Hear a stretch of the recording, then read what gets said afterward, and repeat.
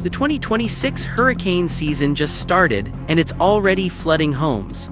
Tropical storm Arthur formed in the Gulf of Mexico on June 17, making landfall along the Texas coast with 45 mph winds.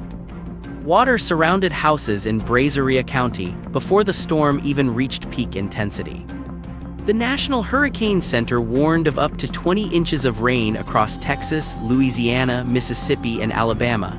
Life-threatening flash floods, tornadoes possible, rip currents tearing up the Gulf Shore.